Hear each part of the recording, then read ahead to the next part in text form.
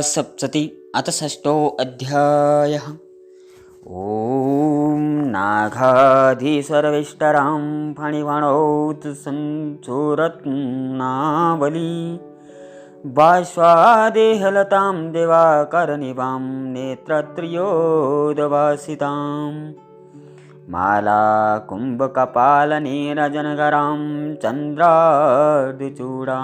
परां सर्वज्ञेश्वरभैरवाङ्गनलयां पद्मावतीं चिन्तये। अतः ऋषिवाच। ऋषि कहते हैं, देवकी का यह कथन सुनकर दूत को बड़ा अमर्ष हुआ और उसने दैत्यराज के पास जाकर सब समाचार विस्तार पूर्वक सुनाया। दूत के उस वचन को सुनकर दैत्यराज कुपित हो उठा और दैत्य सेनापति धूम्रलोचन से बोला, ये धूम्रलोचन, तुम शीघ्र अपनी सेना साथ लेकर जाओ और उस दुष्ट के केस पकड़कर घसीटते हुए उसे बलपूर्वक यहाँ ले आओ। उसी की रक्षा करने के लिए यदि कोई भी दूसरा खड़ा हो तो वह देवता, यक्ष अथवा गंधर्व ही क्यों ना हो, उसे अवश्य मार डालूंगा। ऋषि कहते हैं, शुंभ के इस प्रकार आज्ञा देने पर वह धूम्रलोचन दैत्य 60,000 असुरों की सेना को साथ लेकर वहां से तुरंत चल दिया। वहां पहुंचकर उसने हिमालय पर रहने वाली देवी को देखा और ललकार कर कहा, अरे तू शुंभ निशुंभ के पास चल। यदि इस समय प्रसन्नतापूर्वक मेरे स्वामी के समीप नहीं चलेगी तो मैं बलपूर्वक झूठा पकड़कर घसीटते हुए तुझे ले चलूंगा। देवी बोली, तुम्हें दैत्यों के राजा ने भेजा है। तुम स्वयं भी बलवान हो और तुम्हारे साथ विशाल सेना भी है। ऐसी दशा में यदि मुझे बलपूर्वक ले चलोगे तो मैं तुम्हारा क्या कर सकती हूँ। ऋषि कहते हैं, देवी के यों कहने पर असुर धूम्रलोचन उनकी ओर दौड़ा। तब अंबिका ने शब्द के उच्चारण मात्र से उसे भस्म कर दिया। फिर तो क्रोध में भरी हुई दैत्यों की विशाल सेना और अंबिका के एक दूसरे पर तीखे शक्तियों तथा फरसों की वर्षा आरंभ की। इतने में ही देवी का वाहन सिंह क्रोध में भरकर भयंकर गर्जना करके गर्दन के बालों को हिलाता हुआ असुरों की सेना में कूद पड़ा। उसने दैत्यों को पंजों की मार से कितनों को अपने जबड़ों से और कितनों को ही महादैत्यों को पटक कर ओंठ दाढ़ से घायल करके मार डाला। उस सिंह ने अपने नखों से कितनों के पेट फाड़ डाले और थप्पड़ मारकर कितनों के सिर धड़ से अलग कर दिए। कितनों की भुजाएं और मस्तक काट डाले तथा अपनी गर्दन के बाल हिलाते हुए उसने दूसरे दैत्यों के पेट फाड़कर उनका रक्त चूस लिया। अत्यंत क्रोध में भरे हुए देवी के वाहन उस महाबली सिंह ने क्षण भर में ही असुरों की सारी सेना का संहार कर डाला। शुंभ ने जब सुना कि देवी ने धूम्रलोचन असुर को मार डाला है तथा उसके सिंह ने सारी सेना को सफाया कर डाला है, तब उस दैत्य राज को बड़ा क्रोध हुआ। उसका होंठ कांपने लगा। उसने चंड और मुंड नामक 2 दैत्यों को आज्ञा दी, हे चंड, हे मुंड, तुम लोग बहुत बड़ी सेना लेकर वहां जाओ। उस देवी के झूठों पकड़कर अथवा उसे बांधकर शीघ्र यहां ले आओ। यदि इस प्रकार उसको लाने में संदेह हो तो युद्ध में सब प्रकार के अस्त्र शस्त्रों तथा समस्त आसुरी सेना का प्रयोग करके उसकी हत्या कर डालना। उस दुष्ट की हत्या होने तथा सिंह के मारे जाने पर अंबिका को बांधकर साथ ले शीघ्र ही लौट आना। इस प्रकार श्री मार्कंडेय पुराण में सावर्णिक वन्योत्तर की कथा के अंतर्गत देवी महात्म्य में धूम्रलोचन वध नामक 6वां अध्याय समाप्त हुआ। इसके बाद सब 7वां अध्याय शुरू होता है। चंड और मुंड का वध इस 7वें अध्याय में है। ऋषि कहते हैं, उसके बाद शुंभ की आज्ञा पाकर हे चंड, हे मुंड आदि दैत्य चतुरंगिणी सेनाओं के साथ अस्त्र शस्त्रों से सुसज्जित हो चले दिए।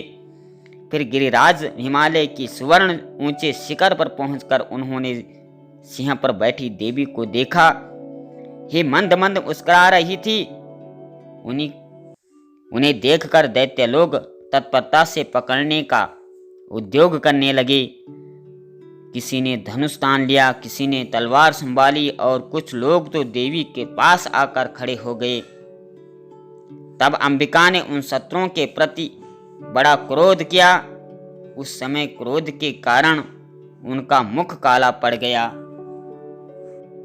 वे मंद मंद मुस्कुरा रही थी। उन्हें देखकर दैत्यराज तत्परता से पकड़ने का उद्योग करने लगे। किसी ने धनुष तान लिया, किसी ने तलवार संभाली और कुछ लोग तो देवी के पास आकर खड़े हो गए। तब अंबिका ने उन शत्रुओं के प्रति बड़ा क्रोध किया। उस समय क्रोध के कारण उनका मुख काला पड़ गया, ललाट में भौं टेढ़ी हो गई और वहां से तुरंत विकराल मुखी काली प्रकट हुई, जो तलवार और पास लिए हुए थी। वे विचित्र खड्वांग धारण किए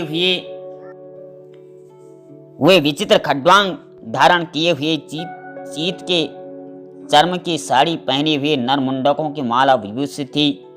उनके शरीर का मांस सूख गया था, केवल हड्डियों का ढांचा था, जिससे वे अत्यंत भयंकर जान पड़ती थी। उनका मुख बहुत विशाल था, जीभ लपक पाने के कारण वे और भी डरावनी प्रतीत होती थी। उनकी आंखें भीतर को धसी हुई और कुछ लाल थी। वे अपनी भयंकर गर्जना से संपूर्ण दिशाओं को गुंजा रही थी। बड़े बड़े दैत्यों का वध करती हुई वो काली देवी बड़े वेग से दैत्यों पर, उस सेना पर टूट पड़ी और उन सबको भक्षण करने लगी। वे पार्श्व रक्षकों, अंकुशधारी महावतों, योद्धाओं और घंटा सहित कितने ही हाथियों को एक ही हाथ से पकड़कर मुंह में डाल लेती। इसी प्रकार घोड़े, रथ, सारथी के साथ रथी सैनिकों को मुंह में डालकर वे उन्हें बड़े भयानक रूप से चबा डालती थी। किसी के बाल पकड़ लेती, किसी का गला दबा देती, किसी को पैरों से कुचल डालती और किसी को छाती धक्के से गिराकर मार डालती थी। वे असुरों के घोड़े छोड़े हुए बड़े बड़े अस्त्र शस्त्र मुंह में डालकर पकड़ लेती और रोष से बहकर उनके दांतों पीस डालती थी। काली ने बलवान एवं दुरात्मा दैत्यों की वह सारी सेना रौंद डाली, खा डाली और कितनों को मार भगाया। कोई तलवार के घाट उतार गए, कोई खट्वांग पीटे रह गए, कितने ही असुर दांतों के अग्रभाग कुचले जाकर मृत्यु को प्राप्त हुए। इस प्रकार देवी ने असुरों को सारी सेनाओं का क्षण भंग में ही मार गिराया। यह देख चंड और अत्यंत भयानक काली देवी को ओर दौड़ा तथा महादैत्य मुंड ने भी अत्यंत भयंकर बाणों की वर्षा तथा 1000 बार चलाए।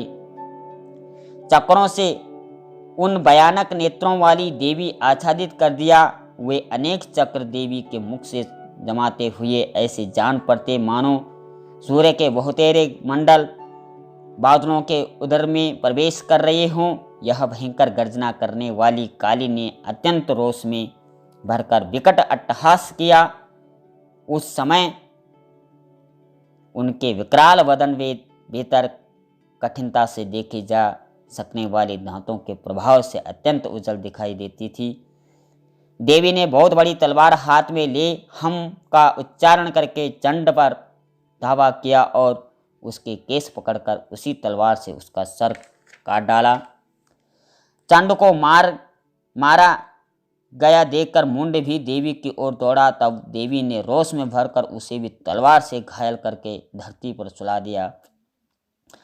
महापराक्रमी चंड और मुंड को मारा गया देख मरने से बची हुई बाकी सेना भय के व्याकुल होकर चारों ओर भागी गई।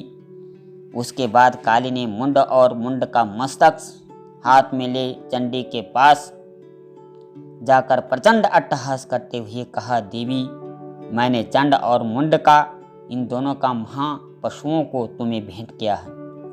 अब युद्ध यज्ञ में तुम शुंभ और निशुंभ का स्वयं वध करना। ऋषि कहते हैं, वहां लाए हुए उन चंड मुंड नामक महादैत्यों को देखकर कल्याणमयी चंडी काली से मधुर वाणी में कहा, देवी, तुम चंड मुंड को लेकर मेरे पास आई हो, इसलिए संसार में चामुंडा नाम से तुम्हें ख्याति होगी। इस प्रकार श्री माणक पुराण में सावर्णिक मनवंतर की कथा के अंतर्गत देवी महात्म्य में चंड मुंड वध नामक 7वां अध्याय समाप्त हुआ। जय श्री कृष्णा। राधे राधे।